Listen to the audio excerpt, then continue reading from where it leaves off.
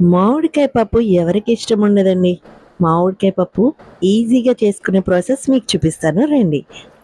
చాలా సింపుల్‌గా, ఈజీగా 10 నిమిషాల్లో మీకయిపోతుంది మామిడికాయ పప్పు.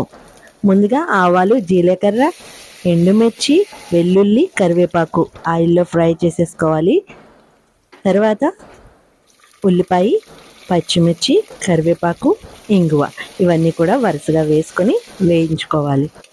అందులోనే ఒక టమాటో వేసుకోవాలి. మామిడికాయ పప్పులో టమాటా వేసుకోక్కర్లేదు అనుకుంటారు, కానీ వేసుకుంటే చాలా బాగుంటుంది. ఒకటే ఒకటి. తర్వాత మామిడికాయ ముక్కలు కూడా వేసుకుని ఉప్పు, పసుపు, కారం ఈ 3 కూడా వేసేసుకుని బాగా కలపాలి. మామిడికాయ ముక్కలైతే బాగా వేగి మెత్తగా ఇలా అయిపోతుంది. అలా అయిన తర్వాత మనం ముందుగా నానబెట్టుకున్న కందిపప్పుని వేసుకోవాలి. 1 కప్పు కందిపప్పుకి 3 కప్పులు కానీ 4 కప్పులు కానీ వాటర్ వేసుకోవాలి. నేనైతే 4 కప్పులు వేసేస్తాను. అన్నట్టు ఇంగువ అయితే వేయడం మర్చిపోకండి.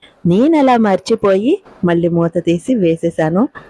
కొంచెం కొత్తిమీర కూడా వేసేసుకొని మూత పెట్టి 5 కానీ 6 కానీ విజిల్స్ వచ్చే వరకు ఉంచుకోవాలి. నేను 6 విజిల్స్ వచ్చిన తర్వాత స్టవ్ ఆఫ్ చేసేసాను. అయిన తర్వాత 10 మినిట్స్ ఆగిన తర్వాత కుక్కర్ చల్లారుతుంది. అప్పుడు ఓపెన్ చేసి చూస్తే ఇది పరిస్థితి. పప్పు చూసారా ఎంత బాగా ఉడికిపోయిందో. ఇంకా బాగా మనం ఇలా మెదిపేసుకోవచ్చు. గరిటెతో కానీ పప్పు గుత్తితో కానీ ఇలా మెదిపేసుకుంటే సరిపోతుంది. చాలామంది అన్నీ కలిపి వేసేస్తే పప్పు ఉడకదు అనుకుంటారు, కానీ చూసారా ఎంత సింపుల్గా అయిపోయిందో. ముందే తాలింపు వేసేసాం కాబట్టి మళ్ళీ తాలింపు అవసరం లేదు. పప్పు మామిడికాయ ఒక్కసారి ఇలా చేసుకుని చూడండి. చాలా ఈజీగా సింపుల్గా అయిపోతుంది. టేస్ట్ కూడా యమ్మీ ఉంటుంది. తప్పకుండా చేసుకొని ఎలా ఉందో కామెంట్ చేయండి.